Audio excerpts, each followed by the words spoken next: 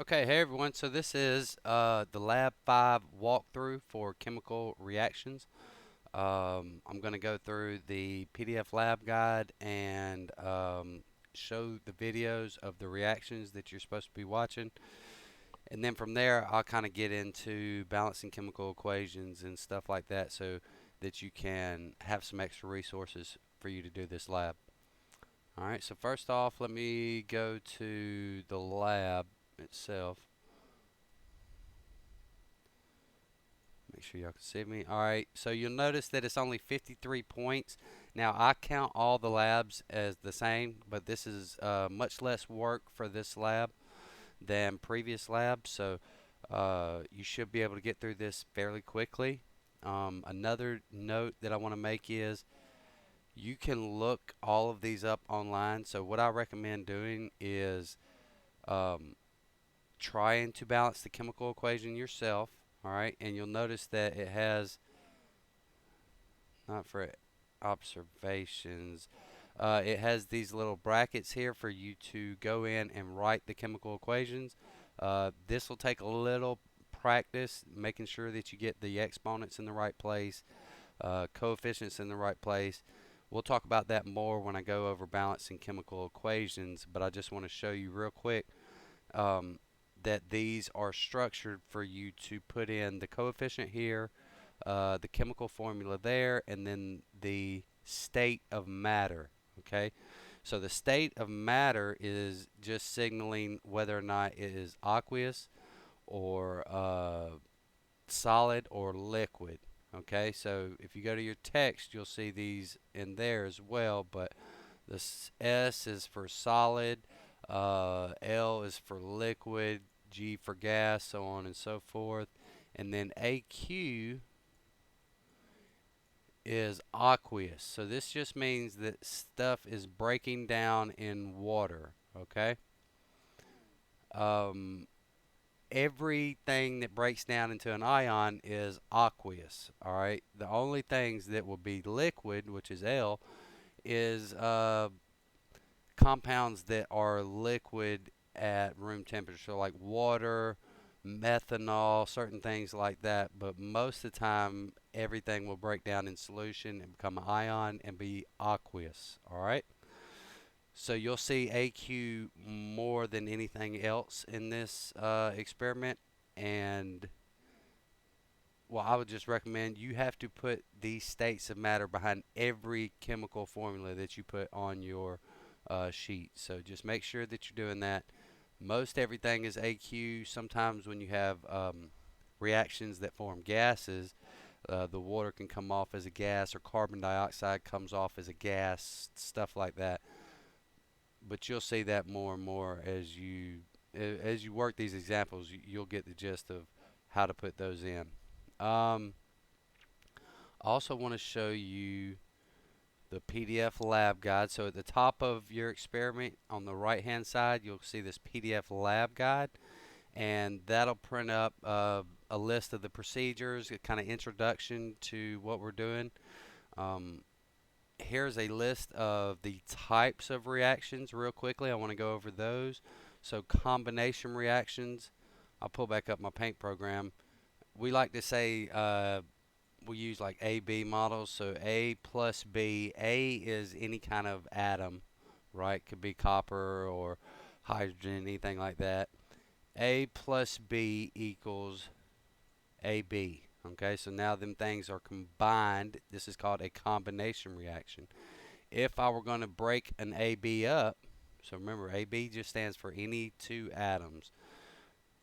If I break AB up to become A plus B, this is called a decomposition reaction. So combination, oh gosh, I can't write with a mouse. Combo and decomposition. Okay, so those are the opposites of each other. Pretty easy to recognize.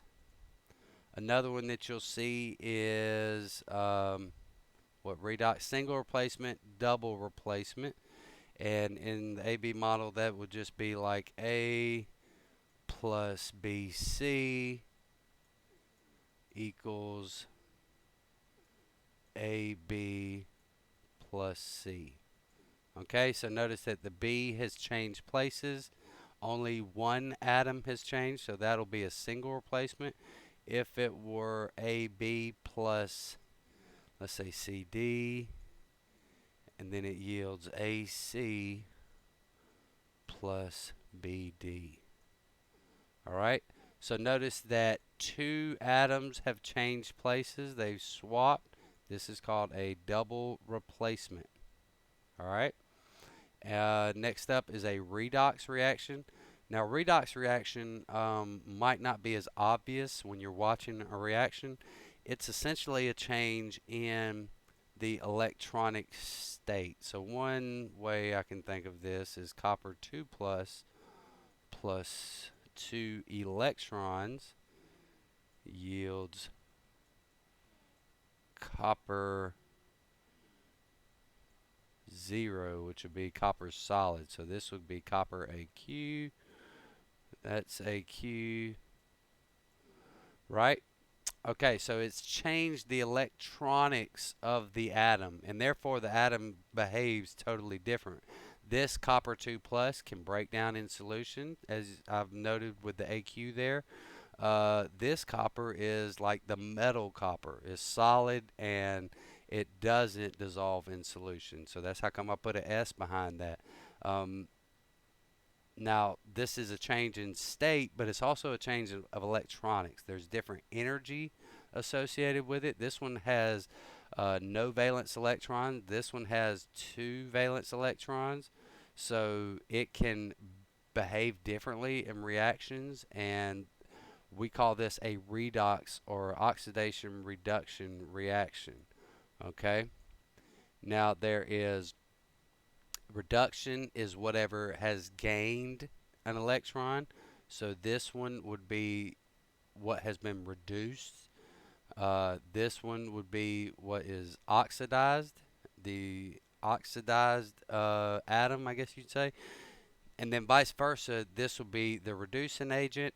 Um, and then if I had something that accepted electrons, that would be the oxidizing agent. All right. So that's, you won't see as much of that. Oh, excuse me. I hope that wasn't loud. You won't see as much of that in this experiment. And you also won't see changes in a redox reaction like you would in other chemical changes. Remember that we've looked at chemical versus physical changes, and a chemical change is usually signaled by changes in color, changes in temperature, releasing bubbles. All different kind of things can indicate a chemical change, okay? But now in a redox reaction, you won't see that as much. You have to be aware that the electronics of this have changed. Okay, in the example they give you 4 iron plus 3 oxygen molecules yields iron oxide. The iron here is a cation, and as opposed to here, it was neutral. So that's how we know that an electronic change has occurred. All right. Precipitation reactions are just when something falls out of solution. I like to think of a snow globe. So when I shake up a snow globe and those little bits of pieces start falling out, looks like the sky, but it's in like water. That's what happens in a precipitation reaction. We've taken two things that are aqueous, meaning they were in solution in water, and then they combined and formed a solid, kind of like what we saw with the copper, right? It was a copper 2 plus, and then when it got to the other side, it was copper solid. It has precipitated out of solution. So you'll see that here and again every now and then. Combustion reaction. So if I ask you about a combustion reaction, you need to automatically think burning. All right. Everything in a combustion reaction. Let me see if I can zoom in right here. All right, right here. Everything in a combustion reaction has to do with burning in the presence of oxygen. Okay, nothing burns without having oxygen present. If you think about say Tom Hanks in Castaway, when he is making his fire, right? He's sitting there, he's turning the stick and he's trying to get the heat up, and you can see a little bit of smoke, but the fire is not catching.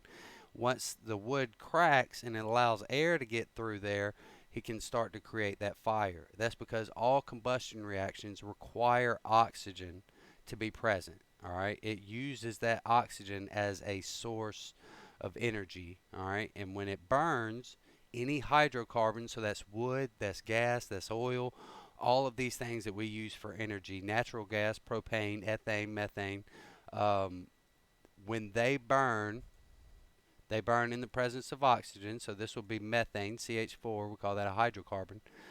Always has to burn in the presence of oxygen and will always give off water and carbon dioxide. Both as a gas because it's being burned. So that's how, when I see that gas, all these little gas symbols, right? Oxygen on the reactant side, water and carbon dioxide on the product side. So this automatically lets me know that this is a combustion reaction. I'm burning oxygen and it's giving off carbons and water, carbon dioxide and water. Okay? So, and that's how come it's always a hydrocarbon, because we always will need this carbon and this hydrogen to make the water and carbon dioxide. All right? So hydrocarbon is anything with C's and H's, carbons and hydrogens. We call those hydrocarbons. And then, as I said, they always burn in the presence of oxygen, and they always create water and carbon dioxide as your products. All right? So now, before I get into balancing chemical equations and talking about some of the gist of what we covered in the lecture, I want to show you the videos for these different reactions. So I'm going to go to the lab sheet, and I'm going to go through each reaction and try to find it on YouTube. So magnesium and oxide.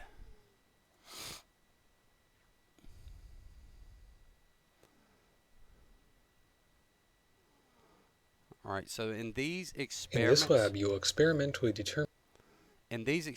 they are determining the empirical formula. So you could definitely do that, uh, learning what you've learned with moles and molar mass. We're not going to do that for this experiment. I just want you to see what the reaction looks like. So he's placing a strip of magnesium metal that will be like Mg0, or Mg solid. Excuse me, make sure y'all can still see everything. He's putting that magnesium ribbon in there, and he's going to light the Bunsen burner and react it, cook it for however long it takes till he can see the reaction take place.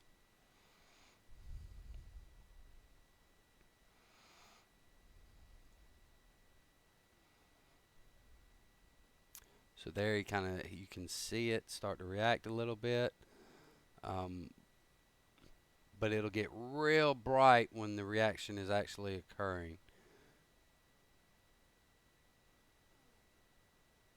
It's so bright. It's almost like looking at the sun when that thing's really reacting. So we have you put the crucible over the top, kind of sit it off to the side to let air out, but still be able to see that light igniting.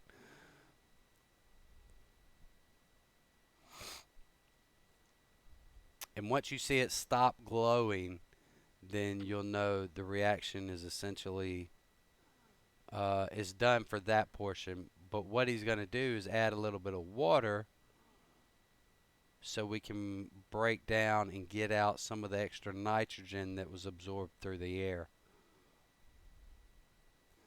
You see it's not quite glowing as much, so he's going to let that cool for just a second. He's going to add water.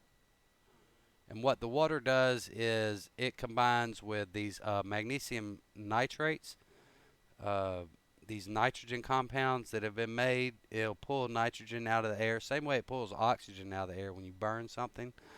When you react magnesium, it'll pull nitrogen out of the air and make this magnesium nitride. So she added water. That water will react with magnesium nitride to form nitrous oxide, and that will be released, and then you're left with nothing but magnesium oxide. Okay? And so then they're weighing it, and they'll use those weights before and after to determine the empirical formula of magnesium oxide. We're not really concerned with that. We're just going to balance the equation on our own. Okay? So let me go back to the lab sheet. This is where you will put in your observations. Number one, what you saw from the magnesium oxide reaction. You want to talk about that glow, right? The real bright glow that it had. And then you want to go in and balance the equation. So this is set up for you to just easily plug in what you need to plug in. So the coefficients go here on the left of this. The chemical formula there with all the subscript numbers and everything. And then this last little part is just the state of matter that it was in. So it was aqueous, or excuse me, it was the magnesium was solid in the beginning. So just I'll put Mg there. And I'll leave the coefficient until I balance it. Oxygen right here, and then magnesium oxide on the far right. Okay, so this is the chemical equation. I would like for you to balance this on your own. Try to. And then double check your work online by looking up magnesium oxide equation. Okay, so magnesium oxide equation, images. This is a tutorial how to balance it, but we're not really concerned with that. Here you go. They say synthesis is not a synthesis. We don't have synthesis as one of our words. There's another word that we use. I'll let you determine what that is. But here, this kind of breaks it all nice and neat for you. Magnesium plus oxygen. The product is magnesium oxide. We have to go through and balance it. So, like I said, I'd like you to try to do that on your own. Now, with oxygen, remember that it has to exist as a diatomic molecule. So, oxygen, nitrogen, all of these non-metals, they exist as diatomic gases. Okay? So N2O2, the halogens also are made that way. So Cl2 is typically a gas, Br2, stuff like that. All right, so that's magnesium oxide. Let me do the next one. What's the next one? Potassium permanganate and iron sulfate. Okay, KMNO4.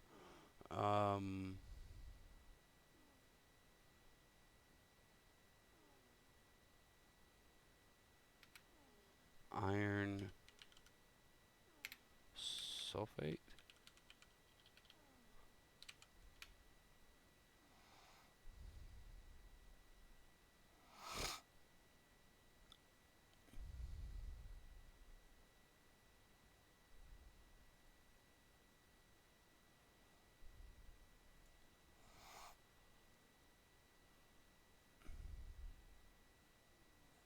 Now I muted that. I don't really want to see all of this. I just want to see the reaction.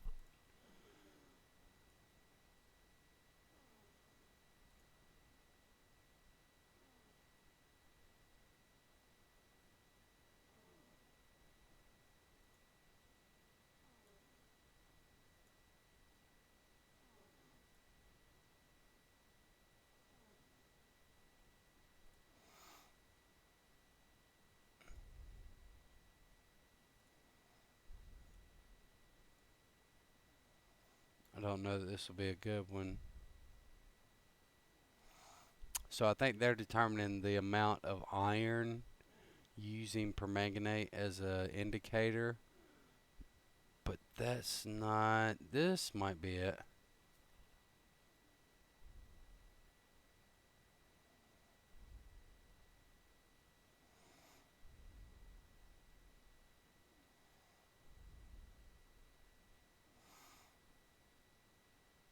Iron sulfate.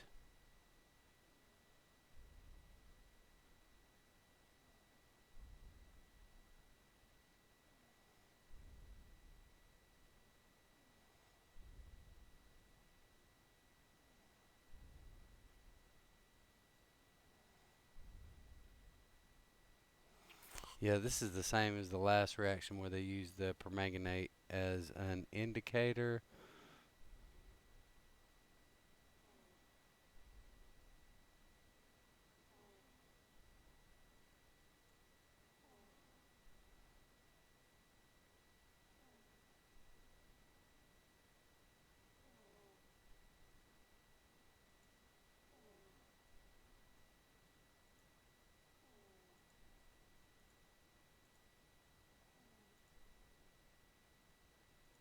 So potassium permanganate is typically pink. And what you see here is that as she adds the pink to the iron solution, it goes away. So there is a reaction occurring. It's changing the color, right? We talked about chemical changes. The permanganate is being changed from a pink color to a kind of yellowish neutral color. And so that means we know that there's a reaction taking place. And once the reaction is complete, the permanganate will stop turning colors. Okay, so it'll stay pink once the iron has absorbed all that it can. And you see there she mixed it up, and there was actually some more that hadn't reacted down at the bottom. So once it reacted, the color went away. So she'll keep adding until the reaction is complete and the pink cannot be shaken out like that right there. And then at that point, she'll know exactly how much potassium permanganate she's put in there, exactly how much iron sulfate she had to begin with, and she can tell you uh, the chemical reaction. She can start to figure out how much of the coefficient she needs to put in there, how many potassium permanganates it required for every iron sulfate. All right. And you'll notice here that now the color doesn't go away. That pink kind of stays throughout the solution and the reaction has finished. All right. So those are your observations. Let me pull us back over to the lab report sheet. Um, this is a little bit tougher of a balancing equation, so I might work an example of that as soon as I get through with all these videos. Okay, calcium carbonate and hydrochloric acid. Carbonate and hydrochloric acid reaction.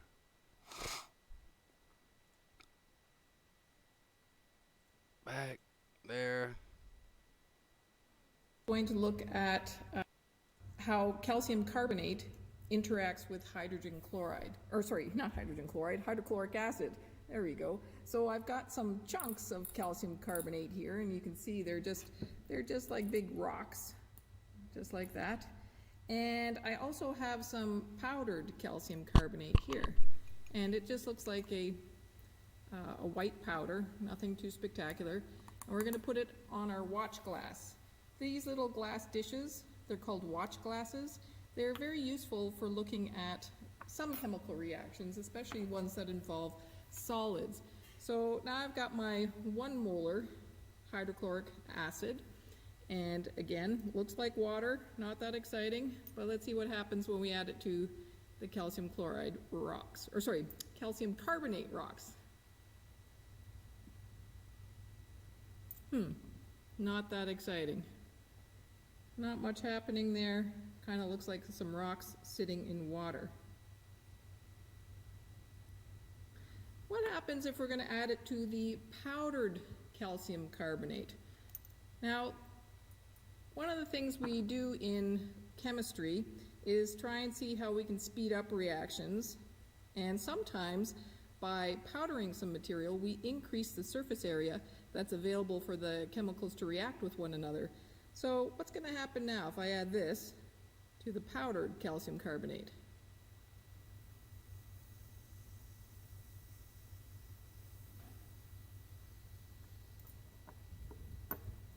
Can you hear? So I'm going to stop you there. Notice that there's a lot of bubbling going on, right? Bubbling should be a key indicator that a chemical reaction has occurred. Bubbles only happen when we're releasing some type of gas. Okay, so there's another clue as to what's happening here. a gas is being released from the calcium carbonate, interacting with the hydrochloric acid.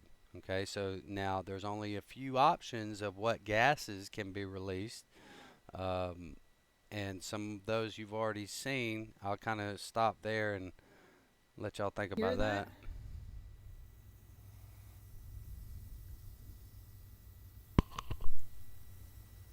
That reaction goes a lot faster compared to this one, which is still not doing much of anything. All right, so that is the calcium carbonate and hydrochloric acid reaction.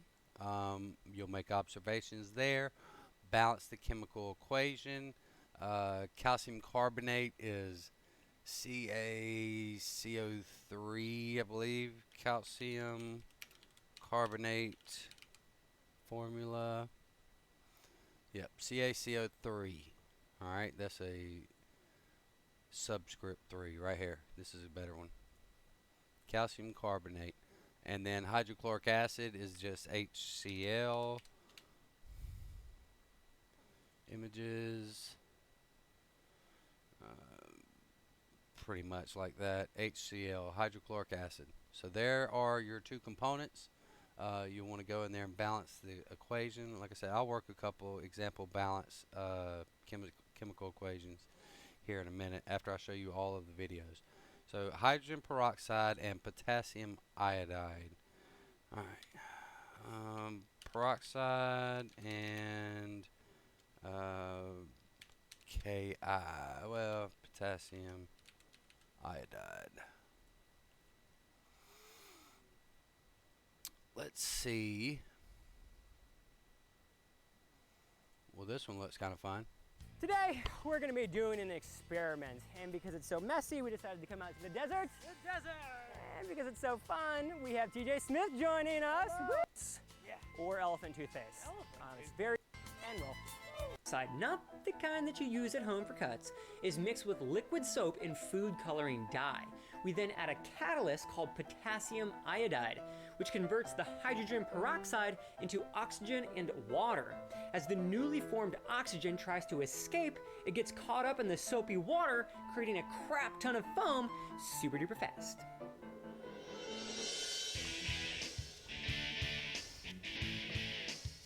So you heard him say that they've added the soap. The soap is just kind of a mechanism to keep the reaction from occurring too rapidly, right?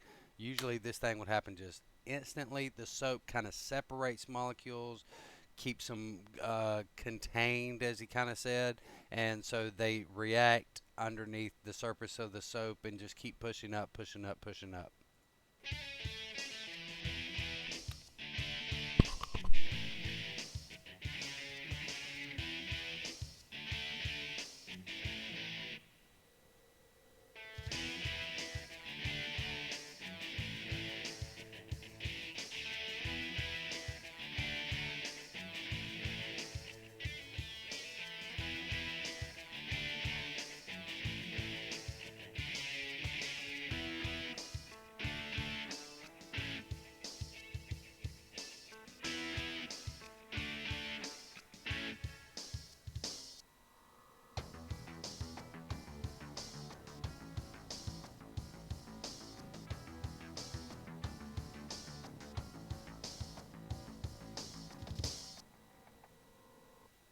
Let me see if I can find one that is not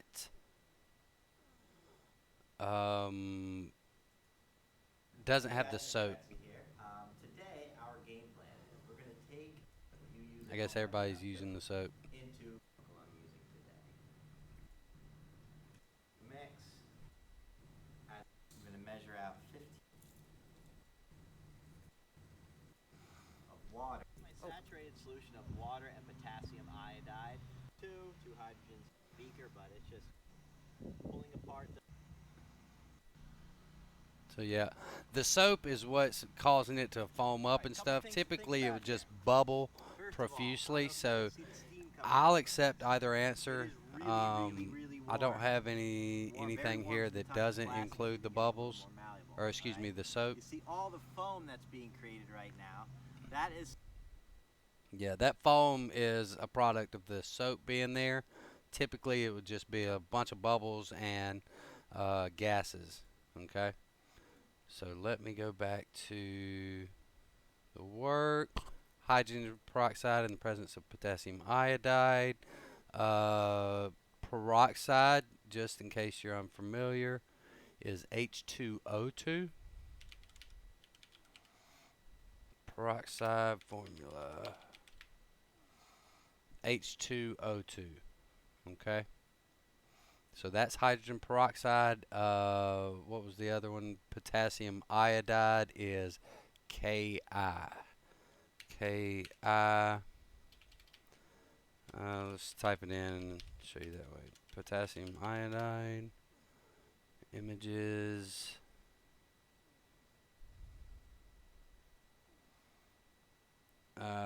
That's it right there. K, capital K, capital I.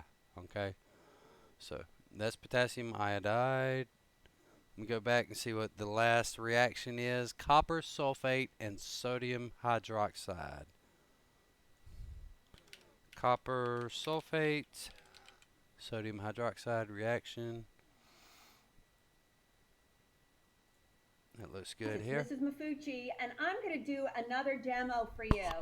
This is a demonstration involving the mixing of two solutions.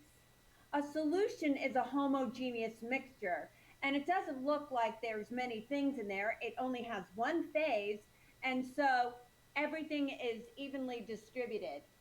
So right here, I have some copper sulfate, and if you look copper sulfate up on table E. So everyone should look up copper sulfate. And you can see that it is a solution. You can see through it. You don't see the copper sulfate molecules separate from the water molecules. It's just copper sulfate. So that what she just said is a key kind of phrase that you'll see. If you can't distinguish between molecules in water, that means everything in there is aqueous. Okay?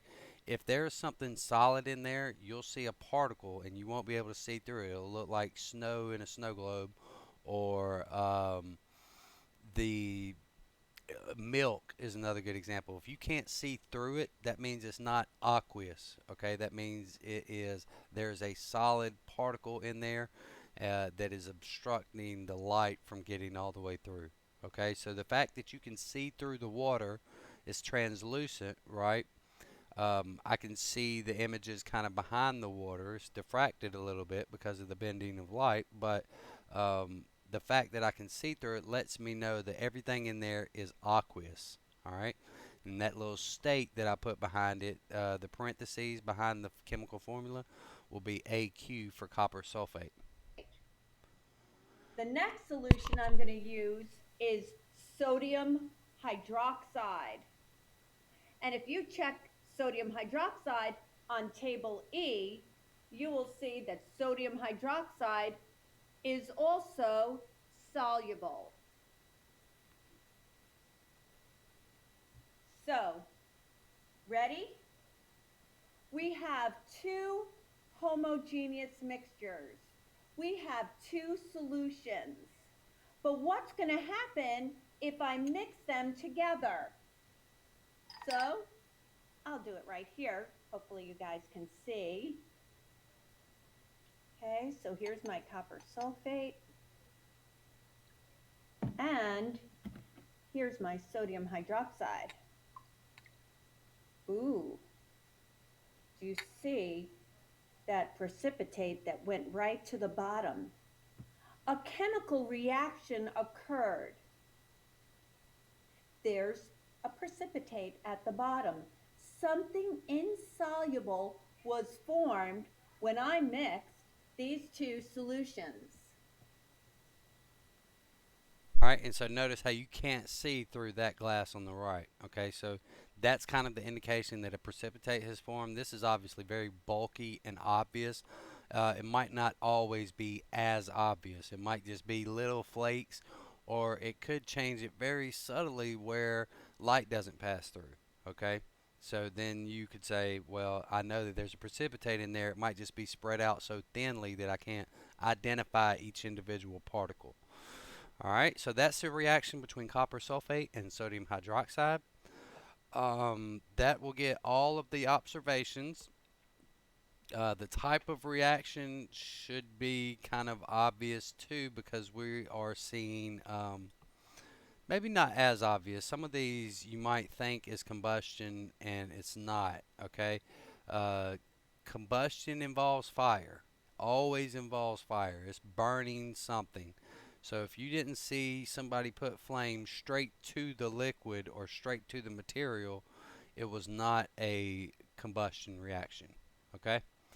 So I'll just make a little note of that. And now I'm going to work, for those of you that don't need anything else from me, I guess you can go ahead and get out of here. But I am going to work, let's say one of these problems I'm going to try to balance and kind of show you how I go about balancing chemical equations. I think that's the only requisite skill that you need to have for this lab. All right, so let me go through. I'm going to transfer this equation that they gave you onto my paint program, and we will spend the rest of the time balancing that. Okay, so KMnO4, this is the potassium permanganate reaction. What did I combine it with? And so I'm just going back and forth. AQ, sulfuric acid, iron sulfate. Sulfuric acid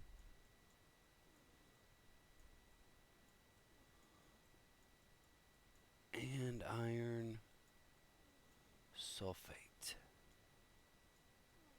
Okay, so I'm gonna go through and add all my little AQs. This is something you always got to do. I mean, like, even though I'm just balancing the equation, I'm not really concerned with whether or not I'm gonna get it right. I need to put these in all the time. Okay. And then a yield, and I'm pulling this straight from the lab report sheet, okay? Iron sulfate, K2SO4, MnSO4, K2SO4 plus MnSO4 plus iron SO4, and then I think it's a 3 and a 2, but let me check real quick. Yeah, 3, 2, and then water, H2O, L. And that's AQ there. AQ there, AQ there. Alright, so this is the chemical formula of the reaction that has occurred. They give you this, so that's nice of them. Others won't be as obvious. This is a more difficult problem though. So when I'm going to balance an equation, let me make sure y'all can still see me. When I'm going to balance an equation, I start with metals. I think in your text they talk about hydrocarbons, so they start with carbon and hydrogen and then do oxygen last. With these, there is no carbon available, so I'm going to start with other metals. All right, let's start with K because it's the first one on the page. Okay, so I have 1 potassium over here. I have 2 over here. All right. So before I go through balancing, let's make sure we got our ideas about what these numbers mean.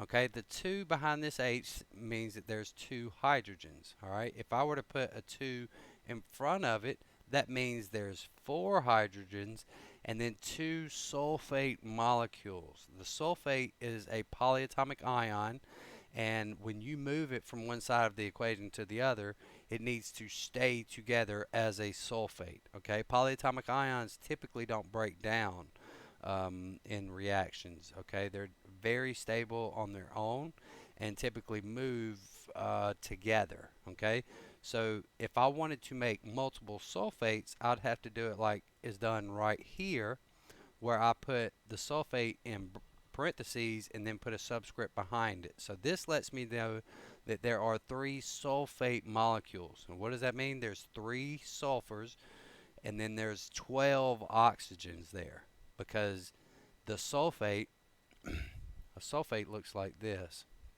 It has a sulfur with oxygens coming out of every side. Alright, now I think it's a double bond oxygen over there, double bond oxygen over there, that's an oxygen there.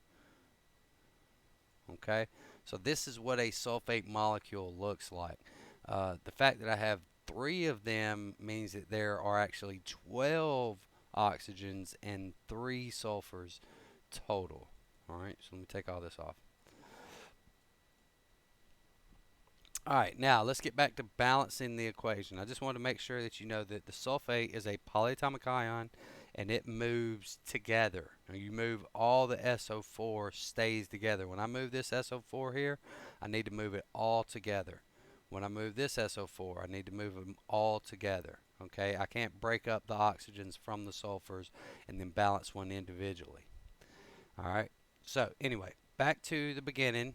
We said potassium was first, so I'm going to just start there. I have 2 potassiums on the right side of the equation, so I can add a coefficient here to make 2 potassiums there. Alright, so that's 2 potassiums. That balances with the other side of the equation. Now let's move on to manganese. I have 2 manganese because of this coefficient there. I have 2 manganese on the left. I have 1 on the right. So let me add a coefficient here. Oh, I should get rid of that line first. 2 manganese on the right, 2 manganese on the left. That one's balanced. Let's look at hydrogen. Let's do this oxygen first. So 2 times 4 would be 8 oxygens right there. Okay. I'm not going to count these oxygens yet because those are tied up in a sulfate molecule.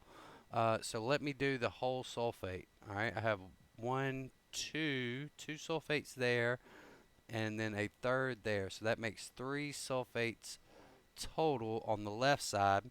I have 1, 2, 3, right? 2 coefficient tells me there's 2 sulfates there. So that's 1, 2, 3 sulfates.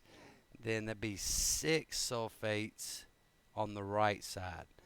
Okay, so I got 3 sulfates on the left. I got 6 on the right. We're going to have to do some balancing there.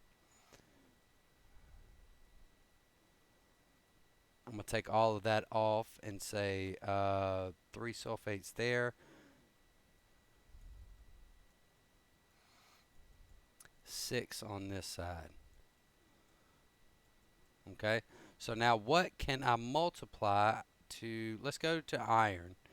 Let's finish balancing these metals, and then I think I can figure out where we need to be.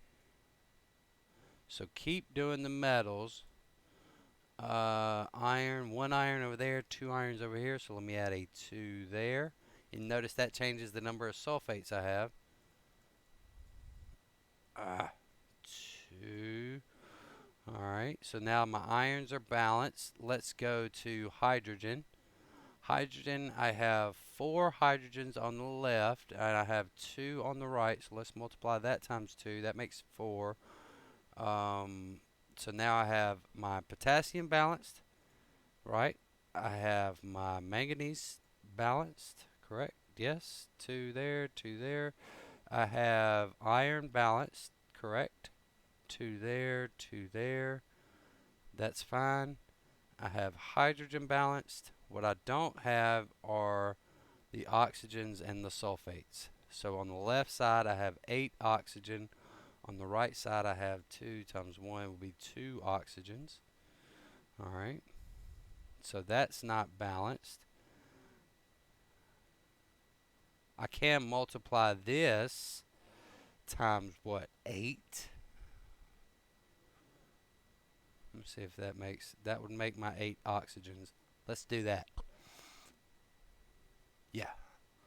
Alright, so I'm going to make this an 8 now. So that makes 16 hydrogens. The first thing I want to do, and realize I chose that 8 because I knew I had 8 oxygens coming from there, and the only place on the right side that I can make up oxygens is in the water. So I'm going to start there. 16 hydrogens. There are 2 there, so this needs to be a 6. Wait.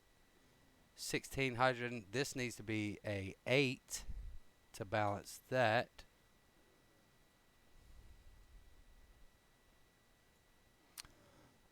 Cut.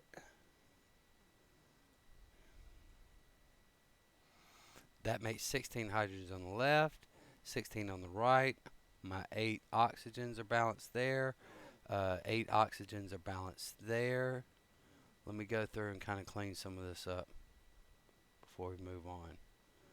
So right now, I have everything balanced except for my sulfates, I think. That's going to be the last thing I count. Just to double check though, let's go back through. 2 potassiums, 2 potassiums. That's right. 2 manganese, 2 manganese. That's right. 2 irons, 2 irons. That's correct. 8 oxygens, 8 oxygens. That's right. And this is one of the more difficult problems. So you won't see as many this difficult. But being able to work something this difficult should give you a good head start on doing anything else, right? Because the carbons and hydrogens and oxygens are typically pretty easy. Okay, you start with carbon, then you do your hydrogen, do oxygen last because it can be a fraction sometimes. Let's see, we have 16 hydrogens there, 16 hydrogens there. That's fine. Now let's start counting sulfates. Okay, 8 times on this one, so that's 8 sulfates there. 2 sulfates there. That makes 10 total sulfate on the left side. I'm going to crop all that. Alright, so we got 10 sulfates on the left. Let's see how many we have on the right. There's 1 there. 2, 3, right? That 2 means there's 2 there. So that'd be 3 plus 3 would be 6 sulfates.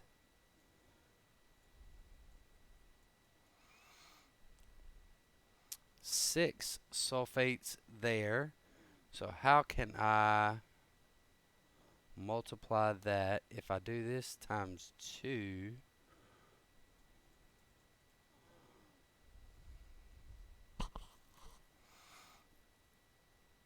if I multiply this one times 2, that would make 3 extra sulfates. But I also have to change this one to 4 to match the iron. Right now I have 4 irons. That's no longer balanced. So that would have to make this a 4. Let's try that. I'm going to cut this. Actually, I guess I better erase it. And this is much easier on a sheet of paper where I don't have to keep doing this. But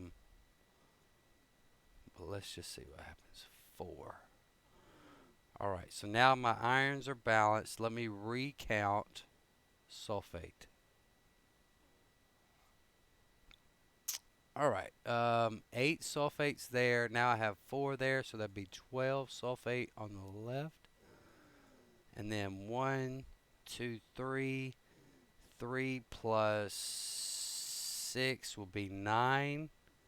Okay, so we're catching up. We're not quite there yet. Looks like we have to do a few more of the same thing we just did. Increasing the number of iron sulfates. Let me see. Let's try 8. Or 6. I think it's 6. Let's try 6. Okay, so 6 irons there means I need 3 times 2 to make 6 on the other side. Now I have 9, 12, 12 plus, oh, it's not quite enough. It's not quite enough. One more time, let's do 8.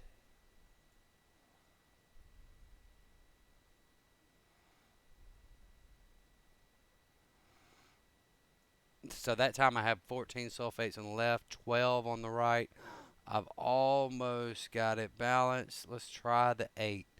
8 divided by 2 would be 4 here. Okay, so now 4 times the 3 sulfates would be 12 sulfate there. 1, 2, 3 there. So that make 15 total sulfates.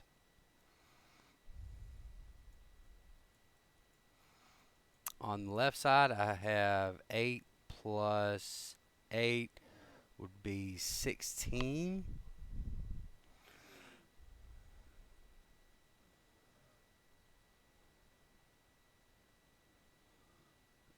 Oh, so that didn't quite work.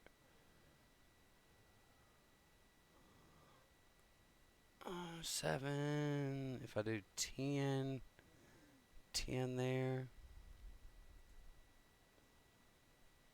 I can't erase this.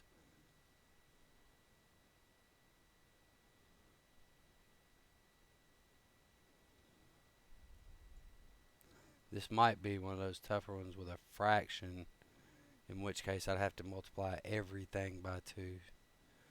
So, I don't want to do that, but I might end up having to. What did we just try? We just tried 8. 7 I can't do because that'd be a fraction. 10 would make, let's do 10 and just see what we get.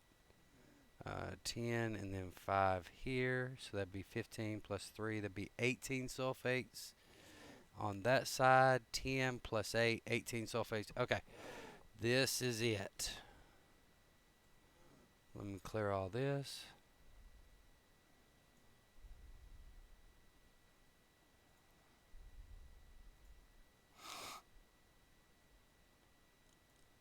Alright, now let's do one final count just to make sure that we've got everything the way it needs to be.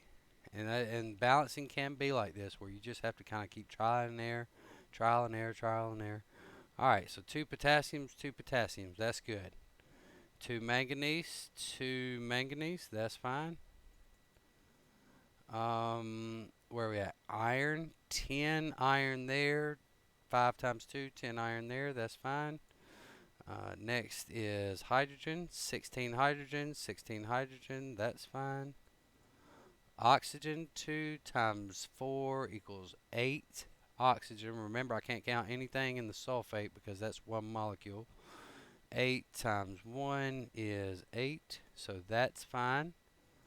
Let me erase all that.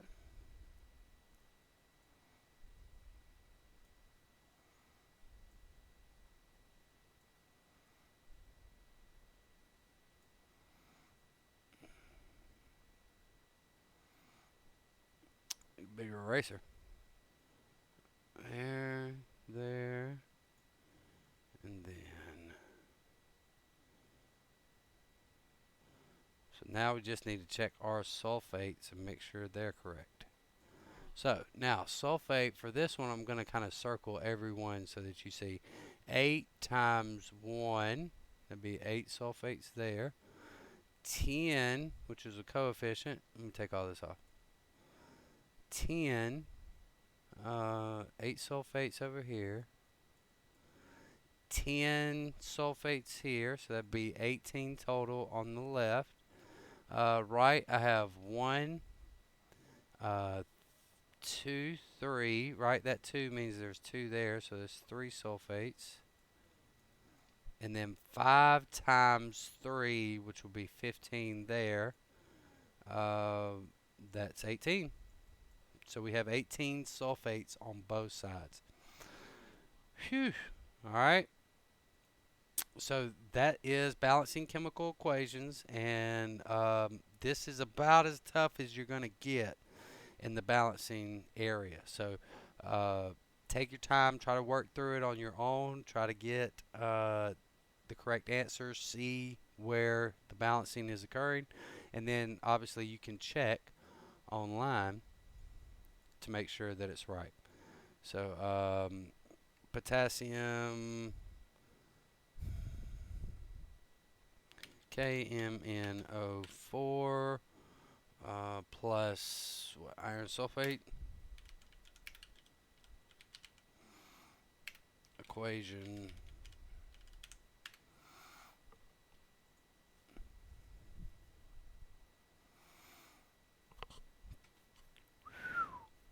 okay.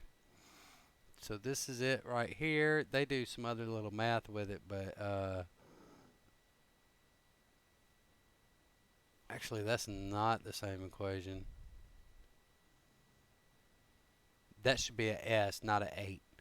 Okay, the 804 for this, that's a typo. That should be the S for sulfate. Let me see if there's one that's not. Yeah, I mean this one's a little bit better. Okay, so double check your work, make sure that you're doing everything right. And that should get you through. Let me double check before I let y'all go. That should get you through everything in this lab. Alright, so this is the walkthrough, and email me if you have any questions about what's going on here. Take your time when you get to filling out the these little chemical symbols and everything. Double check it, make sure it's right before you submit it, because I don't want you to lose points just because you had a typo in there or something like that. Alright, so double check your work, make sure that you're putting everything in the right place as far as subscript, coefficient, whatnot, and use the internet. Be resourceful, check your work. This is a fairly easy and quick lab, should be. So take your time and get it right. Alright, well, that's it for today. That's it for Lab 5. I will see y'all next time. Bye.